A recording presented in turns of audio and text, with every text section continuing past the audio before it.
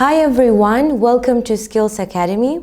Барлықтарыңызға сәлем. Сіздер Skills Academy бірге бір деңгейді артқа тастап, ағылшын тілінде қарапайым сөйлемдер құрап, және кейбір сөздердің мүлдем басқаша болып дыбысталатын және ондай кезде шұғыл түрде транскрипцияны қарау керектігін үйрендіңіздер.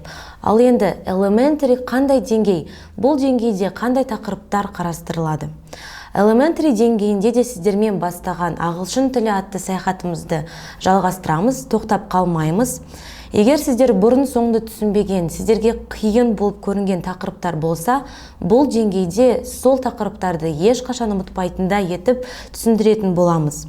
Біз дайындаған жаңа сөздер, жаңа грамматика сіздер армандаған деңгейге жақындата түсетініне сенеміз. Present perfect, past simple, future simple, to be going to, regular and irregular verbs, comparative and superlative adjectives, objective and subjective pronouns, және тағы басқа тақырыптардың барлығын түсініп қана қоймай, өміріңізде де қолданатын боласыздар. Себебі бұл деңгейде де сіздерді әрбір сабақтан кейін үй тапсырмалары, су жаңа сөздер және сапалы видео форматындағы сабақтар күтетін болады. Сондықтан beginner деңгейінен кейінгі екінші қадамыңызды жасаңыз.